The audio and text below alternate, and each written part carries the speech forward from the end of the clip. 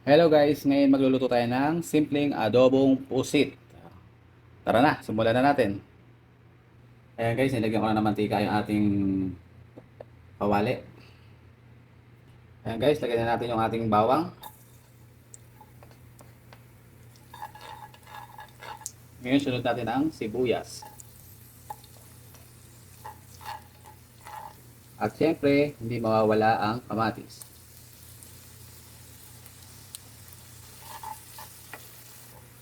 Igisa lang natin guys hanggat lumambot ang mga bakal.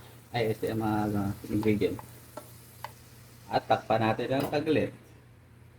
Ayan nga pala guys, minarinate ko na yung ating lulutuin pusit sa suka at toyo.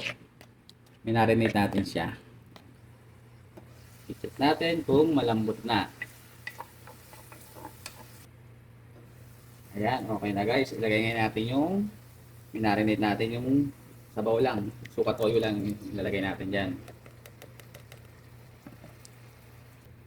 Ayan. Huwag natin lahat yung katas. Okay. Ayan. Tapos, titimplahan natin to ng pampalasa. Of course, talaga natin magic sarap. Magic sarap, baka naman. Ang pampalasa ng mga Pinoy. Magic sarap. At siyempre, hindi mawawala ang ating black pepper o paminta, durog. Tapos, mix natin. Takpan natin ang ilang seconds. Ayan, kumukulo na. Ngayon, tambog na natin yung pusit natin. Yung minarin natin pusit. Ayan. Tapos, haluin natin. Hindi natin tutubigan yan kasi magtutubig yan guys. Mix lang natin yan. Tapos, lagyan natin ng oyster sauce. Tapos, takpan natin ng ilang seconds.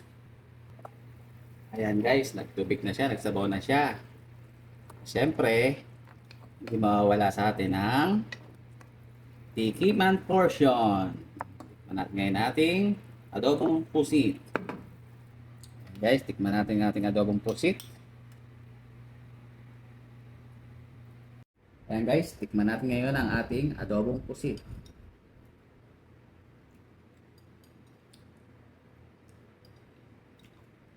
Ang sarap guys. Panalo na naman tayo guys.